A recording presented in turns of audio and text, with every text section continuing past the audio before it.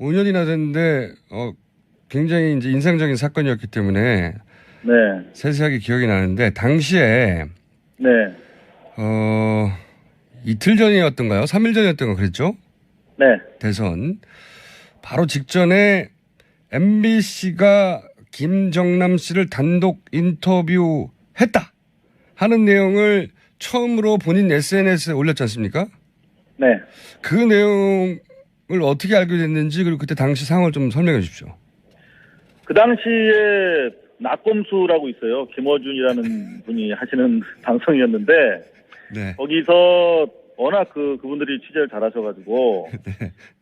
대선 기간 중에 김정남이 한국 또는 제3세계로 망명할 가능성이 있다. 네. 그리고 그게 대선 과정에 당시 NLL 광풍이 불고 있었는데 네네. 그 광풍과 맞물리면서 네. 그야말로 여권 주자를 돕는 그런 공작 차원에서 진행될 가능성이 있다. 이런 취지로 보도하셨잖아요. 그거를 뭐 한 달 전부터 떠들었죠. 예. 예. 네. 그래서 깊은 감화를 제가 받아가지고 예. 취재를 하셨군요. 그렇다면은 당시에 미디어 세트, 언론 지형을 봤을 때 정부 입장에서 만약에 이런 공작이 사실이라면 대단히 보안도 중요하고 그렇죠. 손발이 잘 맞아야 될 거 아닙니까? 그렇죠. 나중에 뒤탈이 안 나려면. 예.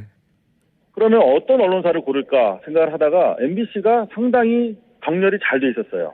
당시에. 예. 이미 통제, 우리말로 통제. 네네. 그래서 MBC의 가능성이 높겠다라고 생각해서 아하, 추정하여. 네. 그래서 제가 내부 이제 취재를 하기 시작했죠. 네. 그랬더니 움직임이 있다라고 하는 내용을 포착을 했고. 이게 MBC의 구성원들도 사실은 잘 알지 못하도록 MBC 내부에서 비밀리에 진행됐다는 거죠, 그때. 그렇죠. 완전 비밀리에 진행이 됐죠. 근데 이제 결과적으로, MBC 기자들이 네. 한두 명도 아니고 그리고 오랫동안 알아왔던 사람들인데 그걸 어떻게 모르겠을까요? 그거 모르게 할 수 있죠. 그래서 이를테면 국내에서 파견을 하면 네. 이게 문제가 되잖아요. 네. 국내에서 움직이려면은 이게 동선이 파악이 다 됩니다. 그러니까 방콕 특파원을 꼭 집어서 보내는 거죠. 아, 해외에 이미 나가 있던 특파원을. 그렇죠. 그러면은 위 채널부터 국제부장부터 특파원 이렇게 간단하게 연결되니까. 그래서 실제로 이름이 좀 그렇습니다. 허무호 특파원이라고 있습니다. 네. 허무회가 아니라 허무호 특파원인데 방콕에 그때 나가 있던 특파원이에요. 네. 그분이 방콕에 있다 갑자기 말레이시아로 날아가죠. 그래서 전격적으로 인터뷰가 이루어지게 됩니다. 근데 그렇게 꽁꽁 숨긴 것을 이상원 기자는 당시에 어떻게 알아내신 겁니까? 누굴 때리신 거예요? 당시에는 얘기할 수 없었지만, 네. 충분한 움직임이 있었고, 그리고 내부 제보자가 있었어요. 근데 내부 제보자가. 그분이 혹시라도 피해를 입을까봐, 네. 해고되면서도 안 밝혔죠. 아, 이미 해고되신 분이고? 제가 해고되면서까지 안 밝혔어요. 본인 자랑이군요. 네, 아름다운 얘기였습니다. 네, 취재원을 보호했다는. 네네. 근데 당시 MBC에서는 그것을 초기에 이제 이상호 기자가 트윗으로 취재했다고 한다라고 얘기하니까. 네. 김정남 단독 인터뷰 이야기는 사실 무근이라고 뉴스에서까지 얘기를 했어요. 네, 한 서너 번 뉴스 보도를 했죠. 네, 사실 무근이라고. 최초의 일보는 제가 낙검수에 이런 보도가 있는데 MBC가 그걸 추진하고 있다라고 보도를 했고 예. 나중에 이제 트윗을 통해서 방송이 임박하다라고 이제 한 서너 차례 트윗을 계속 날렸었죠. 그렇죠. 그 초기에는 부인했으나 나중에 네. 알고 봤더니 실제 만나긴 만났어요. 인터뷰 하긴 했어요. 그죠? 그러니까 나중에도 인터뷰를 하지는 않았다고 계속 지금 주장하고 있어요. 왜 그러냐면 네.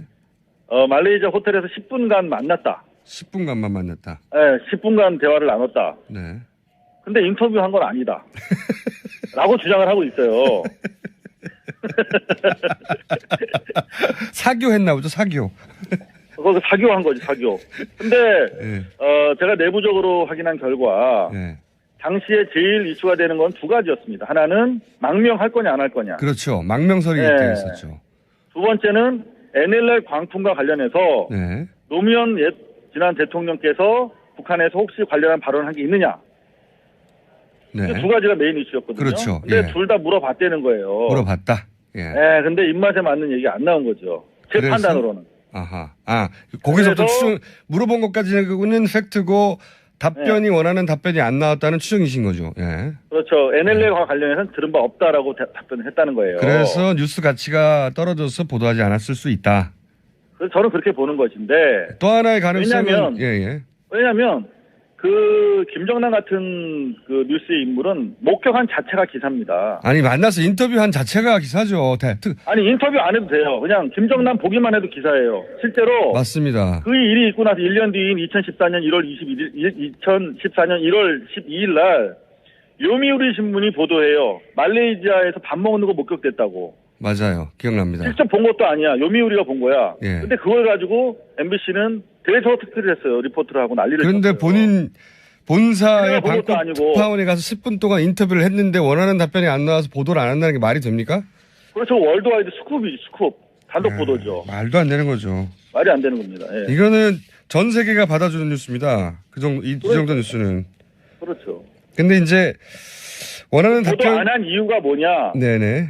라고 했을 때 그렇다면 자기들이 기대했던 답변이 나오지 않았기 때문 아니겠느냐라고 추론할 수밖에 없는 것이죠. 그 추론도 합리적이고요. 또 하나는 이미 이렇게 폭로되어서 네. 어떤 뉴스가 나오더라도 그것이 일종의 공작 아니냐고 하는 역풍도 그래서 가능할 상황이었기 때문에 워낙 민감한 때여서 그게 이제 플러스 마이너스 계산했더니 그다지 플러스 아니어서 접었을 수도 있죠. 워낙 이 이상호 기자의 그 트윗이 강력한 반향을 불러일으켰거든요. 사실이다 아니다부터 시작해가지고.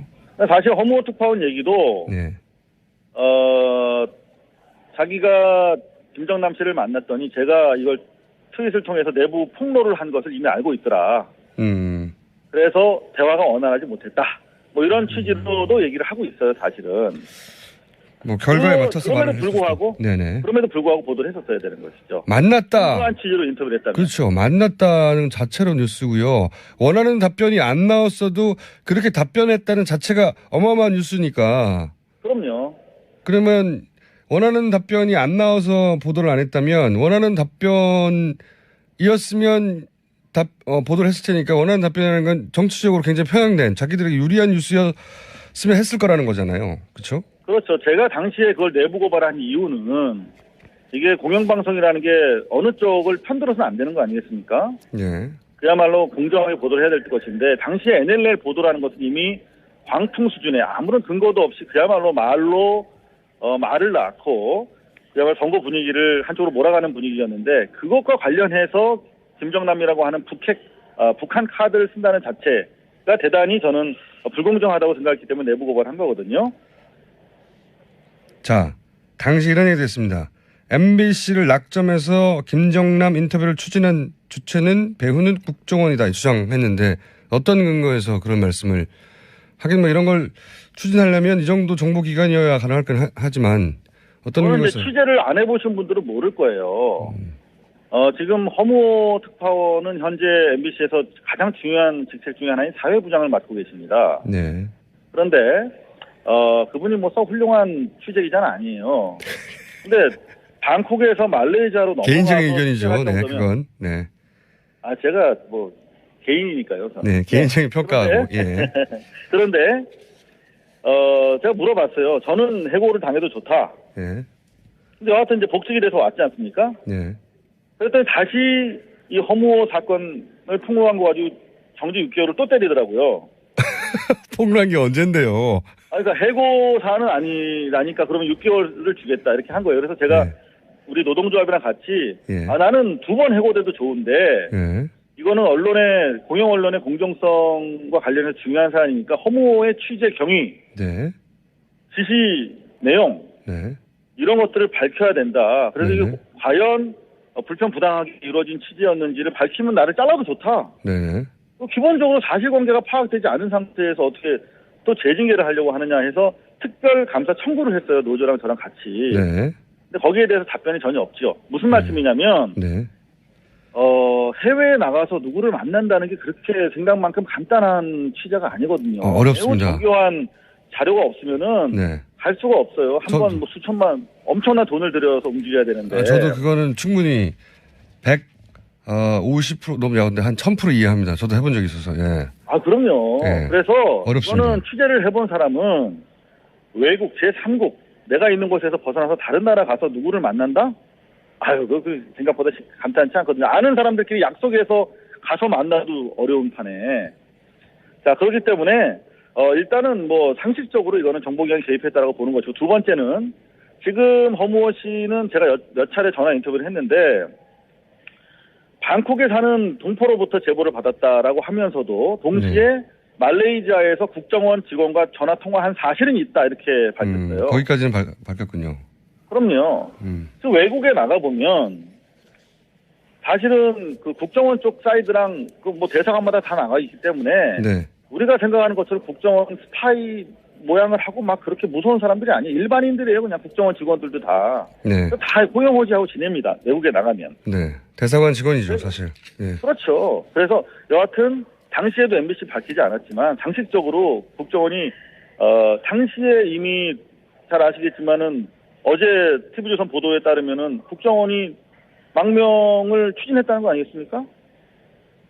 그러면은 그렇죠. 네. 그러면 국정원이 망명을 추진할 정도면 그야말로 김정남 주변에 한 10명 계속 주시하고 있었다는 것인데 네. 그거를 허무라고 하는 뭐 특별히 뭐 취재력이 뛰어난 기자도 아닌 사람이 타고 와서 만나고 막 10분 동안 같이 있게 하고 그렇게 방치했을까요? 뭐 보고만 있었을까요? 합리적인 추론입니다.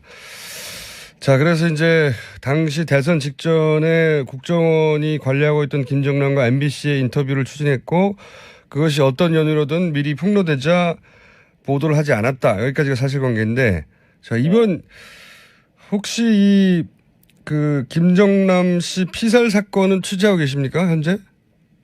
뭐 그냥 계속 관심 두고 있죠. 네, 관심만 두고 계시나요? 뭔가 지금 정보 온도 중요한 걸 취재할 때 그냥 관심 두고 있다고 표현합니다, 우리가. 아, 그렇군요. 그러면 꼬치꼬치 물어보셔야겠습니까? 오늘은 여기까지 과거 얘기를 하고요. 네. 지금 새로 터진 이 피살 사건 관련해서는 저희가 언제쯤 연락할까요? 일단 그거는 시간이 좀 걸릴 수도 있을 것 같아요. 다만 중요한 것은 네. 유로코리아 재단을 통해서 거의 10년간 박근혜 청와대 계신 분께서 네. 김정남을 아주 유력한 비선으로 활용했다고 하는 것인데 그게 보도가 됐죠. 예. 네. 박근혜의 비선은 김정남이다 이런 보도가 주간 경향에 있었습니다. 예. 자, 그렇다면 예. 2005년에 있었던 망명 추진 그리고 그 당시에 허무호 특파원과의 인터뷰 공작과도 박근혜 측이 관련돼 있을지 여부에 대해서 확인해 봐야 되는 것이고요. 두 번째는 그렇다면 다시 5년이 지나서 대선 국면이 됐고 탄핵 국면에 있어서 지금 유일하게 살아날 길은 그야말로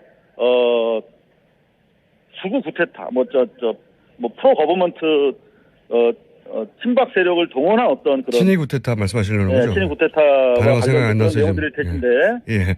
그렇다면은 5년 이전 상황과 상당히 유사한 수요가 다시 발생하고 있다. 그 상황에서 동북아의 정세는 훨씬 더 첨예해졌고 그렇다면은 적어도 중요한 것은 확실한 것은 말레이시아에 있던 세계 각국의 첩보 세력 간의 엄청난 텐션이 고조되고 있었을 것이다.